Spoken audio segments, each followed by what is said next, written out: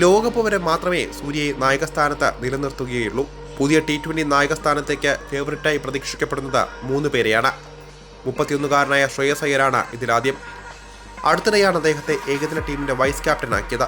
ദേശീയ ടീമിനൊപ്പം അവസരം ലഭിച്ചില്ല എങ്കിലും IPL-ലും ആഭ്യന്തര ക്രിക്കറ്റിലുമെല്ലാം തന്റെ ക്യാപ്റ്റൻസി പാഠവം ശ്രേയസ് തെളിയിച്ചു കഴിഞ്ഞു.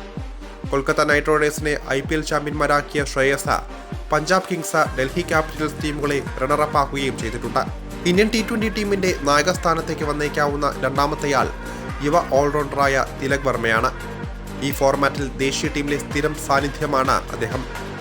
അടുത്തിടെ സൗത്ത് ആഫ്രിക്കൻ A ടീമുമായുള്ള അനൌദ്യോഗിക ഏകദിന പരമ്പരയിൽ ഇന്ത്യൻ A ടീമിനെ നയിച്ചതും തിലകായിരുന്നു. വലിയ ആരാധക പിന്തുണയുള്ള ഭാവി സൂപ്പർ താരം കൂടിയാണ് തിലക്. പ്രതിസന്ധി ഘട്ടങ്ങളിലും ടീമിനെ ജയിപ്പിക്കാൻ തനിക്കാകുമെന്ന പാകിസ്ഥാനെതിരായ കഴിഞ്ഞ ഏഷ്യ കപ്പ് ഫൈനലിലെ മാച്ച് വിന്നിംഗ് ഇന്നിംഗ്സോടെ തിലക് തെളിയിക്കുകയും ചെയ്തിട്ടുണ്ട്. മലയാളി സൂപ്പർ താരം സഞ്ജു സാംസണാണ് അടുത്ത T20 ക്യാപ്റ്റന്റെ റോളിലേക്ക് പരിഗണിക്കപ്പെടാവുന്ന മൂന്നാമത്തെയാൾ. IPL-ൽ രാജസ്ഥാൻ റോയൽസിനൊപ്പം തന്റെ ക്യാപ്റ്റൻസി മിടുക്ക് പുറത്തെടുത്തയാൾ കൂടിയാണ് സഞ്ജു. 2022-ൽ റോയൽസിനെ ഫൈനൽ വരെ എത്തിക്കാനായത് സഞ്ജുവിന്റെ നേട്ടമാണ്. മാത്രമല്ല, ആഭ്യന്തര ക്രിക്കറ്റിൽ കേരള ടീമിനെ ദീർഘകാലമായി നയിക്കുന്നതിന്റെ അനുഭവ സമ്പത്തും സഞ്ജുവിനുണ്ട്.